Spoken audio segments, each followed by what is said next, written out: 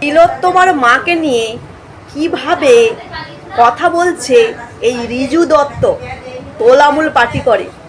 শুনে নিন তারপরে দিচ্ছি। তো সেটা ছাড়লেন কেন যখন বিক্রি হওয়ারই ছিল? তো আমার অভয়ার মাকে একটাই প্রশ্ন, যে যখন বিক্রি হলেনি তাহলে সেদিন 10 লাখ টাকাটা ছেড়ে দিলেন কেন? 10 লাখ টাকাটা ছাড়লেন কেন? ওটা তো সরকার দিচ্ছিল একটা ক্ষতিপূরণ হিসেবে।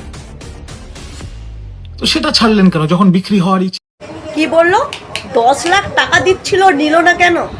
বলছি তার মেয়েকে সরকারি হসপিটালে ধর্ষণ করে মেরে ফেলা হয়েছিল, বুঝতে পারলি? তারপরে তার বডি দিচ্ছিল না। মীনাক্ষী মুখার্জি এবং কলতান দাশগুপ্ত অনেক কমরেড গিয়ে আটকে জোর করে বডিটা নেওয়ার পর জানা গেছে যে ধর্ষণ করে মেরেছে। এইটুকুও বলেনি, বলা হয়েছে সুইসাইড করেছে।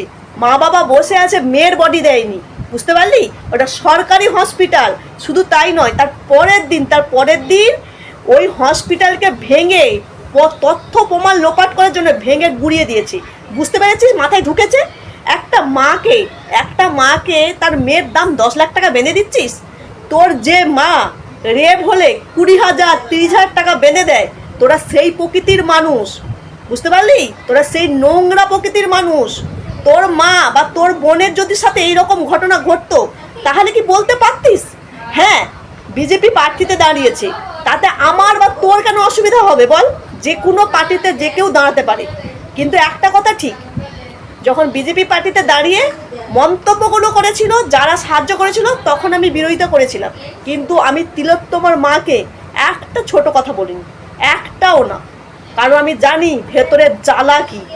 নিজের সন্তান এইরকম ধর্ষণ করে মেরে ফেলে হয়েছে, তার বিচারটুকু পেতে দেয়নি, তার বডিটুকু দেয়নি।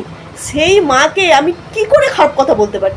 বলুন দেখি, কি করে খারাপ কথা বলতে পারি? কিন্তু তোদের মতো জানোয়াররা বলতে পারে, বুঝলি?